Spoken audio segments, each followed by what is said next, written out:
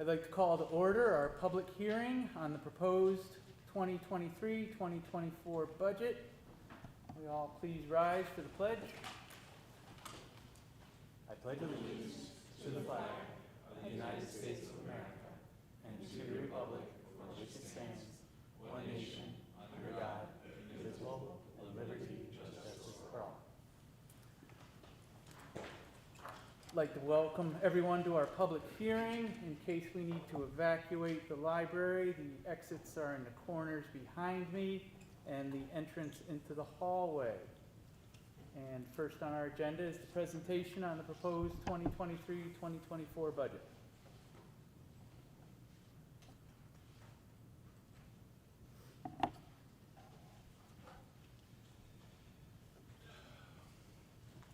So good evening, everyone. It is the annual budget hearing. It will take us approximately, say 20 minutes to move through all of the slides, and then we are available for questions for the audience, and then we'll move into the regular meeting. So why don't we just jump right in here. So I'm going to, as part of this process, we go back over all of the material that we covered, since the beginning of the budget process, and this was kind of at the end, and that is the total budget, and then I'm going to go through and I'm going to break it down and review all that material, and then we're going to look at it a little different way than we have in the past. First, you've seen this slide. It's the total budget change, but then I broke out the debt service change and the health insurance change to signify why we are at a 5.7% increase. One is the debt service from the building project that was approved in 2018. That debt will be issued in June, and that is the estimate for the borrowing that is going to cost. Health insurance, we're seeing a large increase in health insurance. The rates varying from 8 to 12% increases. So we've got a large increase there. That's unusual. We've had probably 8 to almost 10 years of below 5% increases, which was amazing.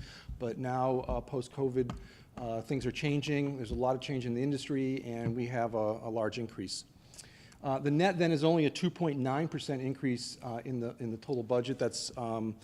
That's pretty solid given the fact that inflation is affecting pretty much everything we do, and I'll talk about that more as we go along. Okay, instruction, the biggest part of the budget by far, $54 million. It's up exactly 4%, and that includes all of those categories that you see there. Then I broke out some subsets of those that are important. One is regular education is the main part of the entire instruction budget, and that's what you typically think of as the teachers in the classrooms for regular education, K through 12. Special education, of course, is the special education program for all the students across the district, and it's separated. The state dictates to us how we break out all these things, and they separate that, which we should because we need to understand those costs. Continuing education is really the summer program. This is summer school, and there's a large increase there because we're implementing a larger than normal summer program, both at the elementary and at the secondary. This is part of that whole recovery effort, post-COVID, to either allow kids to recover credits or to, catch up on what they missed. And that's a big part of, there was a big push actually in the state budget to get school districts to do that, and they were going to do a set-aside, and as of yesterday, they are not forcing the set-aside because that's good, because the set-aside was a huge amount of money and wouldn't be able to be used for anything else. That went away, and in this case, we've got a really strong summer program that's going in to cover that. Nursing is obviously, the nurses, the psychologists, the social worker. Special education kind of crosses over all these because it impacts nursing, it impacts psychologists, and costs associated with that are actually in there, and that's what's driving those two categories. And the social workers are part of a program that Dr. Duca will talk about as far as social emotional health for the students as we get past COVID. So general support, that's the categories that you see there of all the kind of the central administration, and it's called general support. It also includes those facilities, which is by far the largest of this. This is all of the cleaners, the maintenance workers, the grounds workers, all that. That's a large piece of that. So let's just take a look at that. Facilities, there's really three pieces. per the state breakdown. One is called operations, one is maintenance, and one is building security, which is new as about 4 or 5 years ago. They realized the importance of building security, so they wanted the school district to start breaking that out, and we do. Obviously, the biggest change is in operations, and operations includes utilities. So if you come down here, the utilities included in this number are up 15%. And this is the issue related to electric and gas. We're all experiencing that at our houses, and we're experiencing that as a school district. We're going to be well over budget this year, and we've had to back off on a lot of things to kind of make sure we can cover that. But next year, this is what we've got in there. We'll be very close to either being on budget or over budget, because we're going to take some chances and hope that those numbers, those costs start to come down. Next, transportation. That's a pretty straightforward one. All pupil transportation, $4.8 million. It's up 4.9%. And that's broken out into 3 pieces: the actual operations, the bus garage and how it works, the repair of the buses and all the equipment, et cetera. And then contracted transportation is the contracts we do with third parties to take kids to places that are outside of the district and far and widely spread across the capital region. That's up dramatically because of costs associated with special education and McKinney-Vento, which is the homeless students. We have a large number of those now, and it's having a direct impact on the budget. Operations there, if this wasn't here, you can see this would be half of this. The increase would be almost half. Undistributed, that's the vague term that the state uses for this category, and it is undistributed includes benefits, debt service, and interfund transfers. So let's talk about benefits. The major ones are retirement, which is the ERS, the employee retirement system, which is like all the non-teaching staff, whether it's CSEA or other administrators that are in operational departments and not instructional departments, for example, like facilities. And then there's the TRS system, the teachers retirement system. They're not up much. In fact, the teachers retirement system, the rate is actually going down this year, which has this number down below what normally should happen. If there's no change in the rates that they charge us, then this number should match our increase in total salaries. Our total salaries number is like 3.1%, so it's actually quite a bit below that because of that change to TRS. Now, it's a good thing today, and I said this, during our presentations, but down the road, that means they're going to come back at us because of the way the stock market has acted this year. They have a 5-year look back on their actuarial analysis, so we haven't, that new data isn't incorporated, so they lowered the rates, even though we all know it's going to go back up even more then. Medical insurance, we talked about that. Oops, sorry. That's the health insurance. And all other is workers' comp, unemployment, life, disability, all the things that you think about for benefits for employees. That's actually gone down $25,000. So 7.5, but obviously the real number is in that health insurance line.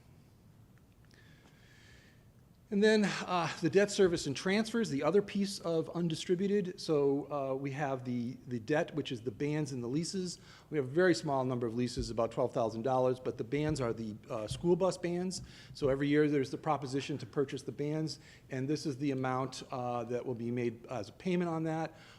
The interest is increasing dramatically, as I mentioned before. It was running $10,000, $12,000, $13,000, and now it's almost $85,000. The other part is the increase in the leases. So big increase there because of the changes in the interest rates, and our friend at the Fed changed those numbers, increased those numbers 0.25% today. Then there's capital bands and bonds. That's for long-term projects. We don't have any capital bands in that sense. It's just some short-term stuff. And then the bonds are the multi-year, whether it's 10, 15, 20, 30 years for the projects. And this is the piece of this is the cost for the capital project of 2018 that is closing out. And then other transfers. These are transfers to other funds and are required by the state. It's really some accounting issues, but the biggest piece of this by far is the special aid fund, and that's a transfer I think it's about $148,000 of that, and that is for the summer program for special education. And what that does is it gets actually charged to a different fund than the general fund, which is what we always think about when we talk about the budget. We're talking about the general fund. But the special aid fund has a lot of other things in it, and one of them is the summer program for special education students. And it's separated like that because it generates aid in a different format. All right, so it generates state aid, but it goes into that fund and it offsets our costs. And in fact, it offsets our costs at 80-20. All right, so they pay a large proportion of that, the state. So there's the total for debt service and transfers, large number, but that's being driven here. Obviously, these numbers are quite small. So bringing it right back, there is the totals that you just saw, and I broke each of those things out in that format, and that's how we got there. So let's go to this. Now, the state asks us, and this is, to me, it's frustrating because they layer laws upon laws upon laws over years and decades, and they never change the old laws. And there was a law 20 years ago to start breaking out the budget in a different way. And I just gave you the way that every business official and every business office and every school district works with their budget was the one I just showed you.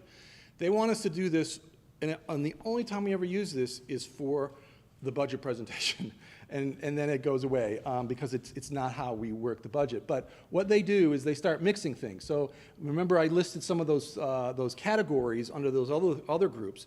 Well, here they say, okay, in administration, we're going to have you put central offices, district services, but we're not going to put facilities, but we're going to add in building supervision, curriculum development, and the associated, and then they want you to break out and associate the benefits of that. Then under program, which is kind of like instruction, but not really because they put in transportation, and then they do transfers to the special aid fund, what I just talked about.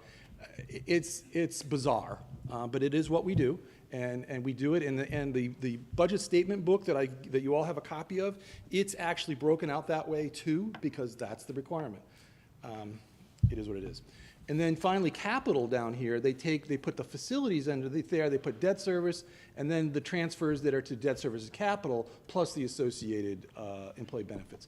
So another way to break out the budget, and it results in this. So administration in that term is 4.9, program is 5.0, and capital, which is being driven by that big debt service, is 10.6. All right, let's talk about revenues. Property taxes, the levy itself is going up 3.1%, and we'll talk more at the end here about tax rates and the tax impacts. Obviously, the pilot, this is the Global Foundries pilot that is taking a huge hit this year, and we've talked about that, and that has to do with the change in the tax rate, which went down significantly last year in Malta, and that actually impacts this year going forward, and we just have to absorb it. It means that the Global Foundries plant pays almost $900,000 less that year, but they still pay a significant portion. In fact, in here is about $4 million. That 291 is all the other pilots that we have, which is typical of a school district. Only us and Stillwater, who have Global Foundries or a large thing, will have a huge pilot like this. Now, there are other school districts across the state. Downstate, there used to be if you've got coal plants, you've got nuclear plants, you've got any kind of large facility, that will get you to that number. Large amounts of pilot payments is what I'm saying. Tuitions, and oops, I keep doing that. Tuitions and Fed, this is the money we get from students coming in from other school districts who attend some of our special ed programs. It's a great thing because it helps offset our costs for our program. So if a class can handle 7 kids, let's say, or 5 kids, and we've only got 4, and we can get a kid from another school district, helps pay for the program. It's great. But it's been going down. Over the last few years, as you can see, the number was this. A few years ago, this was 1.5 million. But the number of kids that either can be brought in district because there's space or because of the type of program, which are very specific programs, has lessened. Miscellaneous is a lot of different things. It includes all the fees that we collect and many things, but the most important one there, and the one I need to point out, and the reason for the large increase, is interest income. So what we're seeing there is a large increase in our interest income because interest rates are up, and we, on a daily basis, our treasurer looks and tries to move money around to different places, and as a school district, we can get much better rates than individuals can. We can see rates of 3-4% on just putting money in somewhere for a few days. But we're putting $10-15 million at a time, and it's special municipal arrangements. We're not allowed, the school districts are not allowed to invest in anything that's risky, like stocks or anything like this, not even long-term bonds. Everything has to be collateralized, so what we can earn is very limited, but it's very smart that New York State does this and has done this since the beginning of time. There are other states, I remember about 15 years ago, some states in the Midwest were investing in some repurchase agreements, and they lost their shirts, and I don't know how they allowed people to be investing in that with public dollars, but they did. Anyways, and then finally, fund balance. This is the dedicated fund balance that we put in every year to close out the budget, and that leads us to the total.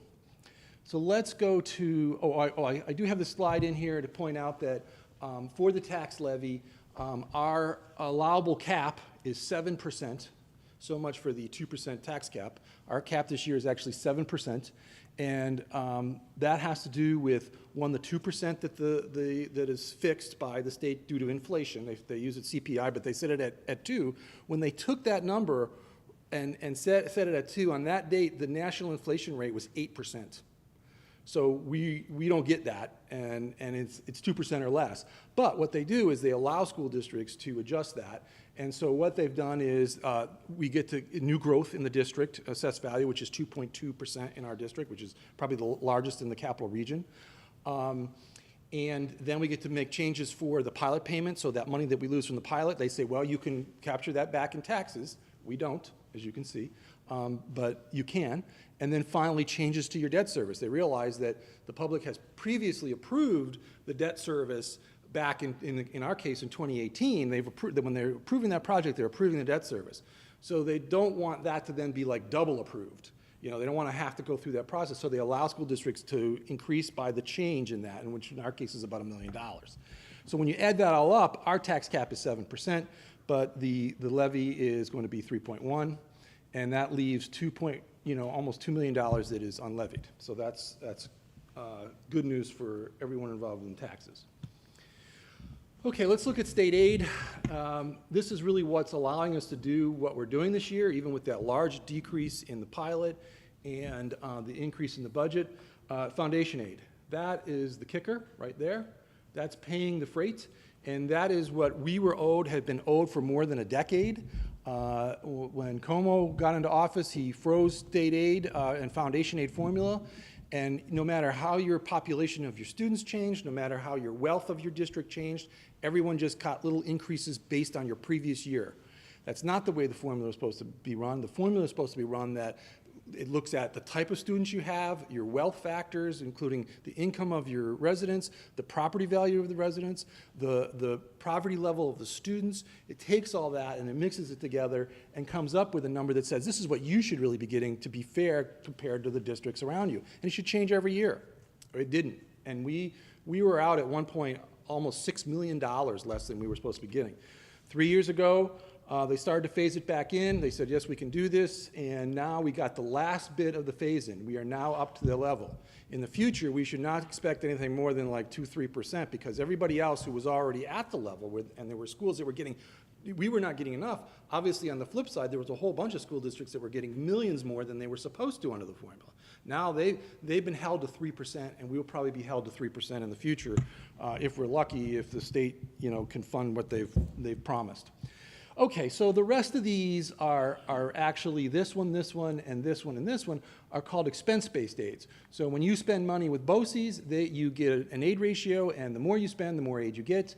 And it depends on the types of services you buy, you get more or less aid, and that is the projection for next year for BOCES. Excess cost is public and private placements of special education students during the school year. If they exceed, this is the excess cost, if they exceed a certain amount that's based on calculations related to our wealth and approved operating expenses, et cetera, then the state gives you additional aid. As you can see, that number is going down for us. But we'll see how that plays out. Sometimes that changes. That can change mid-year. In fact, all of these things can change mid-year. Well, not BOCES, but foundation aid, transportation, all these things get revised as the year go on. Not by a lot, but it can change. Transportation, again, you get a reimbursement rate based on what you spend in transportation. Every year, transportation goes up, so everybody across the state gets a little increase. Building, in our case, is a large increase because that's the additional aid we're getting. So we have the $1 million that we're paying for the debt service on the expense side, but the state is going to then give us more money in aid, and that is showing up here. Okay, that is an estimate, and so is the debt service, because we haven't issued the debt service. We won't until June, and so when I mentioned a minute ago that the Fed raised the rate, I don't like that because I'm waiting until June to issue the debt, and I wish they wait until after that or stop raising it, because our people, our lawyers that handle this, and the bond people, they gave us an estimate, and we got to live with it. Okay, next. This is an interesting chart. So back in fiscal '09, and this is all about foundation aid. Back in fiscal '09, 40% of the school district's revenue came from state aid. All right, so they were funding 40% of it. Well, then the whole real estate market situation occurred, and the state didn't have any money, and we didn't have any money, and there it went. And you can see those years, 10, 11, right in there. Now here, this whole range in here is really the state not funding the foundation aid formula. Because if they were funding the foundation aid formula correctly, let's just assume that they started it here, it'd be a line like this, okay? It'd be a straight line. But they were way off in these areas. This is when sometimes they actually reduced it, all right? So, again, it would be this number, there should be this slow progression out of time back to where we're supposed to be, because a school district with the student base that we have, with their wealth and the parents and the residents and the taxpayers, we should never have been down here. It should be somewhere above 35%, and we're back there. Okay. Revenue sources, this just gives you a percentage. Taxes pay 55.7, state aid is the 36.6, fund balance is 1.2, and the all other is 6.6. That's the pilots and the interest earnings and federal aid, et cetera. Okay, estimated tax rates. So this year is a real special year for trying to estimate tax rates and estimate impact. All of the towns have had large increases in the value of property, all right? And that has to do with the real estate market over the last year or 2 years. Last year it went up significantly, but this year it went up even more. So, for example, Malta, they fully value everything. Last year it went up 10%, and that was huge. This year it's going up 13%. So this causes all kinds of implications for the balancing of that using the formula, which I've gone through with you folks, how that formula tries to balance across the different towns. Now the issue is that Malta stays at a 100% or a 1.0 equalization rate, but the other towns just let that float. And so there's been some significant decreases. If you're not staying at 100% and your value of property is going up, then the equalization rate is going to go down because it's the percentage of true full value, like market value, right? Do you everybody understand that? So for example, Milton's equalization rate is going down 8.6%. Ballston's is going down 7.5%, and Charlton is going down 12.7%, but we have like 5 properties in Charleston that it doesn't really impact anything. But just to get a sense, Charlton's equalization rate is 55. So what that means is that the property is, supposedly, is valued at 55% of market value. Malta's at 100. Milton's at 69.9, and you can see how that's crazy. Now, I mentioned before, when I first got here, they were 100% across the board. It makes all of this a lot easier to understand, but it's not the way it is, and we can't deal with that. So what does that mean? It means that if the value of the property is going up, of the taxable assessed value is going up more than the tax levy, then you're going to see negative rates, and that's what you see here. So here is, this is how much the rates are projected to go down, okay? Now, that doesn't mean if you live in Malta that you're going to see, $1.35, per thousand. You're not going to see that. And I write down here, a decrease in tax rate does not necessarily and doesn't mean a decrease in taxes to be paid. All towns are showing significant assessment increases, or the flip side of that, it's a two-side of the coin. One is either you increase your assessment or you lower your equalization rate, and there you go. So I want to read the statistics. It's remarkable because it's the largest that anywhere I've ever been. The taxable value in the school district is for next year, that's this year's rolls, is $3.5 billion. So that's huge. And that's been going up dramatically over the last few years because of the market, for housing. It also has been going up, though, because this district is seeing all that new construction, which is, much larger than any other school district in the region over the last decade, and that has to do with Global Foundry and all the business and stuff. And you have to drive around. You got to drive to Malta. You can see all the construction of all the things going on. When you see that new construction, that's a new taxpayer paying some of the bill. District doesn't get any more than its levy. It gets the same amount. It's just spread over more taxpayers, which is good. So, anyways. This change in, and again, it's all preliminary, but it's going to be close. This change in taxable value for the district is an 8.8% increase. Big. So that's pretty amazing. Saratoga County in general has done very well over the last decade. One of the fastest growing counties for many years, and I don't know if they still are, but they have been for the last decade or so. So what does this mean? We have to, because of these negative rates, it's very difficult to then work backwards into some average rate on anyone across all towns.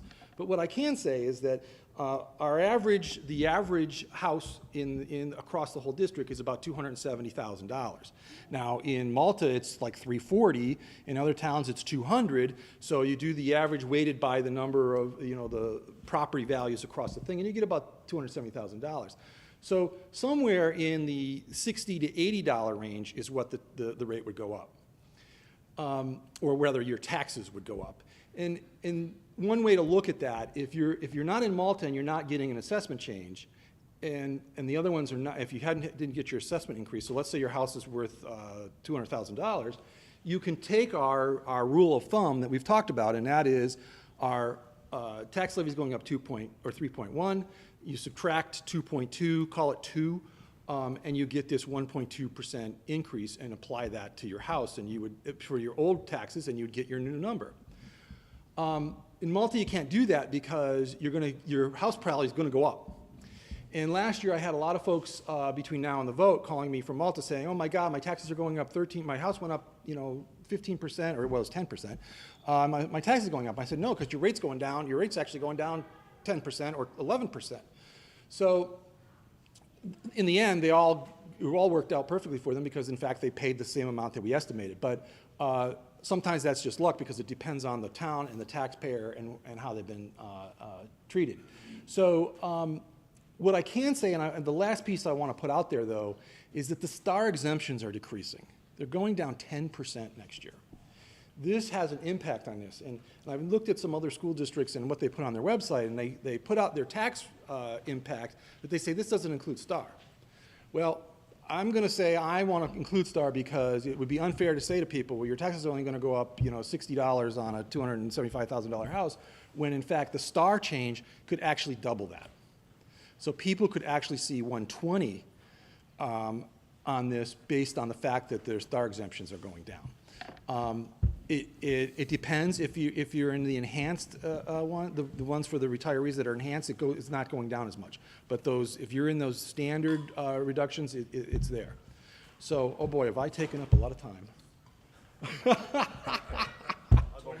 go quick. Okay, so I'm going to let this go at this point and turn this over to the superintendent because he needs to finish this up. Sorry about that. 30 seconds. All right, there you go. And this is like that little thing right there. So what all this means as far as instruction, what we do day to day. Our mission stays the same, meaningful diploma for all students, really trying to put our students in the best possible position for success. Keeping with what we've focused on the last few years. And we've really come up with a lot of commitments that, we wanted to kind of actionize and make sure that we're committing to our students and maximizing their success, committing and prioritizing to student, family, and community engagement, committing to building student leadership across the district, K-12.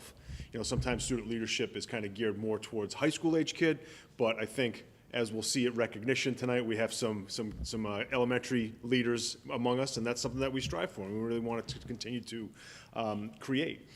Committing our students to receiving high-quality curriculum and instruction, and also making sure our students and staff feel safe in our buildings and on our school grounds. Fiscal frameworks, making sure that we are taking a look program-wide, K-12, making sure that we're fiscally responsible, not putting a unnecessary burden on our taxpayers. One of the biggest budget drivers for us this year were the CRISA funds, the Corona Response and Relief Supplement funding that came. And you may have heard this called the fiscal cliff, or funding running out. So these CRISA funds from the feds are going to set to expire on June 30th of this year.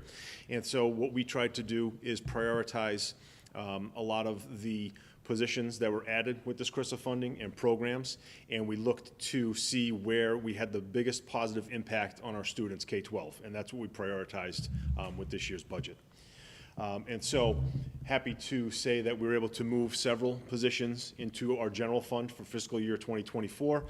3 elementary classroom teachers, an elementary physical education teacher, an instructional coach, an elementary instructional technology coach, a middle school intervention teacher, middle school special class teacher, 1 family liaison, so McKinney-Vento, which Brian talked a little bit about, our population there, and a social worker who's housed over at Spa Academy. So the other thing that we've really tried to create with this budget is something for all our students K-12. We wanted to make sure that we prioritize some things for elementary, for middle school, for high school, but then took a look at everything that can affect everyone K-12. Some programs that we've moved over into the general fund that were previously funded with that CRISA funding. The K-5 Summer Success, you can see 2021 we had 140 students. Last year we had 178 students.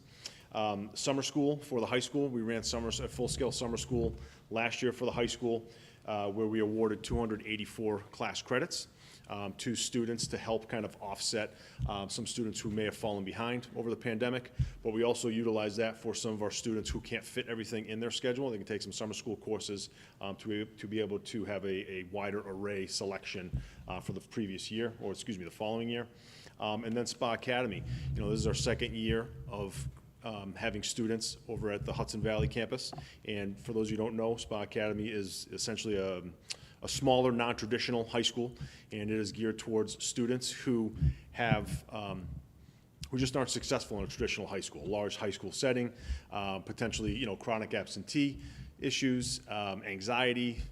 So we've created a program that has fit the needs of initially 52 students, this year 60 students, helping students achieve and catch up.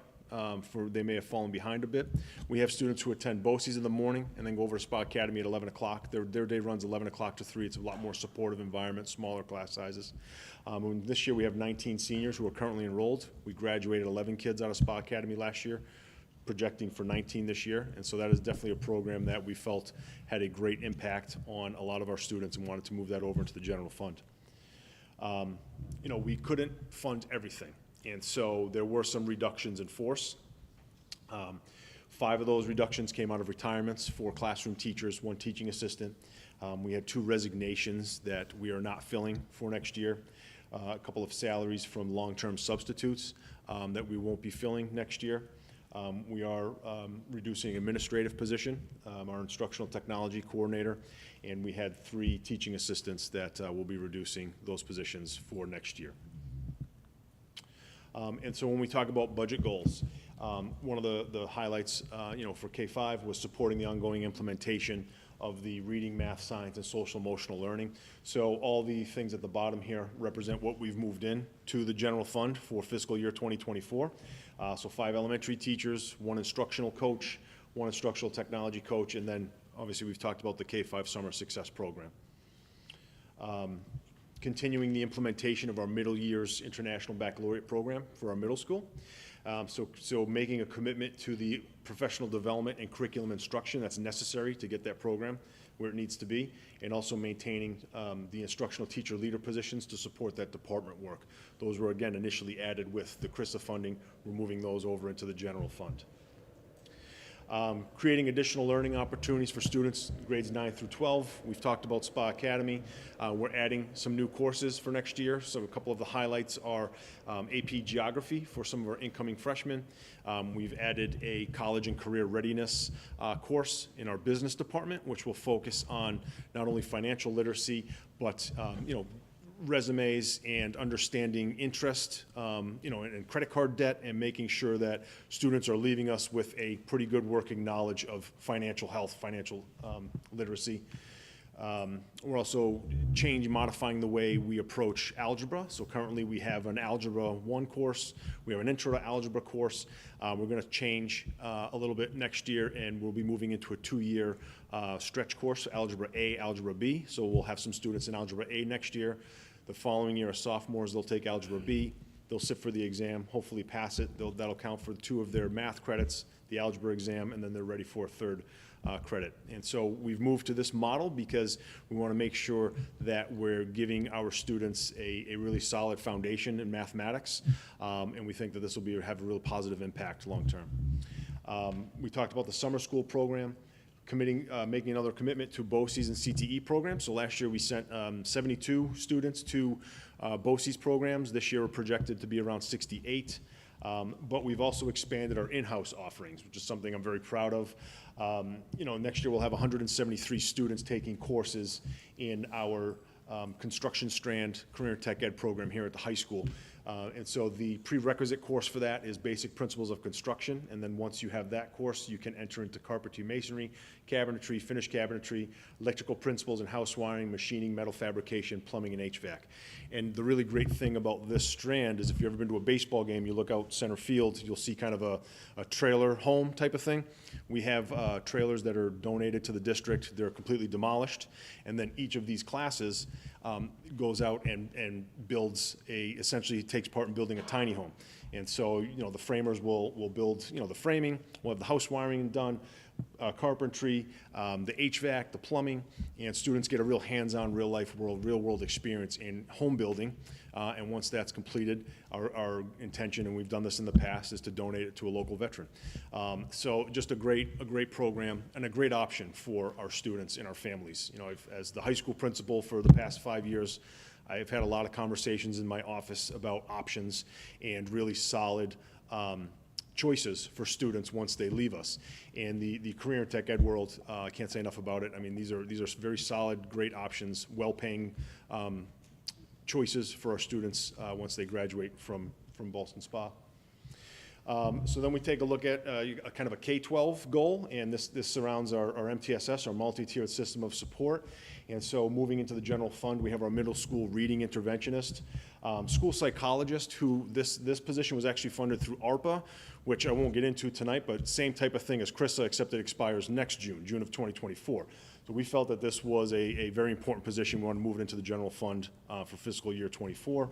And then our school social worker, who is completely housed over at Spa Academy, and her caseload is those 60 students. She works very closely with those students and families and really provides that layer of support that those students really, truly need. Continuing to improve our facilities to ensure safe and secure campus. Obviously, I won't get into too much detail here, but it is one of our budget priorities and a budget goal for the district. So maintaining funding for our 2 school resource officers, and also enhancing and improving our current infrastructure, whether that means the physical buildings, but also cybersecurity. We want to make sure we're as safe as we can be for all our students, staff, and anyone who visits these buildings. And then continuing to create learning opportunities for our special education students. And Brian alluded to a little bit about some of the programs that students take advantage here that might not be in the district. And we certainly have outplaced students to other programs because we didn't have a program that would fit their needs. But next year, we are creating a 612 self-contained elementary classroom to meet the needs of our students that are diagnosed with autism. So we're able to bring some outplaced students back into the district and offset the cost of creating this. So there's no additional cost to creating this, but it offers an in-house program for our students with autism, and also our middle school special class teacher. So that completes our 612 continuum that we've been working on for the past 2 years. And we'll just kind of enhance the educational experience for our students in special education. And so that takes care of the day-to-day, and we'll open it up for any questions. Do we have questions from the board members first? I don't have a question, just a quick comment.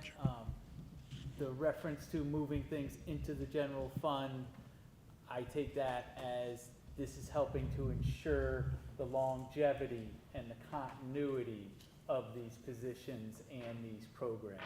So we had some funding that was meant as a stopgap, a short-term piece, and we really wanted to make sure that, because we felt there was a lot of value in them, that we had them continue. So we wanted to move them into the budget this year, and again, try and make sure that we have continuity and long-term placement of those as an offering with our district.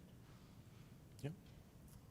Okay, and now we have time for public comment on the budget, and I don't know if we actually have a formal sign-in for public comment. We don't have any. If someone does have a comment or a question, you could approach, raise your hand and approach the podium, and we would have time for that. Not seeing any. Then are we concluded with our public hearing? Yes. Okay, then I am going to call for a motion to adjourn our public hearing. So moved. Second. All those in favor? Aye. Opposed? So we are adjourned from the public hearing. And are we all set to proceed? Okay. So then I'm going to call to order our regular meeting of the Ballston Spa Central School District Board of Education for May 3rd, 2023. If we can rise for our Pledge of Allegiance. I pledge allegiance to the flag of the United States of America and to the republic for which it stands, one nation, under God, indivisible, with liberty and justice for all. I'd like to welcome everyone in attendance here in person and watching on the live stream. For those of you here in our library, if for any reason we had to evacuate, there are 2 exits behind me, either corner, that lead to the outside, and there is the exit into the hallway at the front of the library. And without any ado, let's go to recognition. Absolutely, thank you. Tonight, we have Mrs. Johnson here from Malta Ave, who will be talking a little bit about the Odyssey of the Mind team from Malta and highlighting their accomplishments. Thank you. Good evening. It is a pleasure to be here this evening to introduce our incredible Malta Avenue Odyssey of the Mind team. This team is very, very talented. As many of you have probably heard, they've competed in multiple tournaments this school year. Back in March, they competed in the Region 6 tournament, where they came in first place in one specific area. They were then able to advance on to the state finals, which was held April 15th, I believe is the correct date. And in that tournament, they came in second place in, I think it was problem 4. And that qualified them to move on to the Odyssey of the Mind World Finals, which is a very big deal. As many of you may recall, last year, our team also went to the World Finals, so this is year 2 in a row for this incredible squad. I could not be prouder of this group of students. I know Ms. Demerit is going to introduce them in just a moment, but they are hardworking, they are creative, they are brilliant. They are also very funny. It's a great group of students. I also want to take a moment to just express my gratitude to Angela Demerit, who you'll meet in a moment, as well as our other fearless leaders and coaches. It's truly Angela's energy and enthusiasm that affords our students this opportunity. So again, hopefully you'll take a moment to congratulate them with me because they are going to the World Finals the end of May. And can we have everybody come up? Angela, do you want to take over? Perfect. Start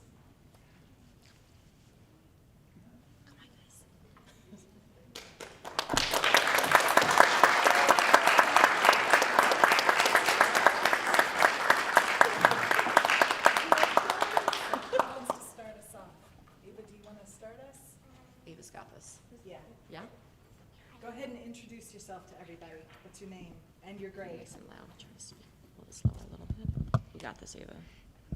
I'm Ava, and we're gonna go to World Finals. And also for Odyssey of the Mind, I am the main magician. And yeah, What grade are you in?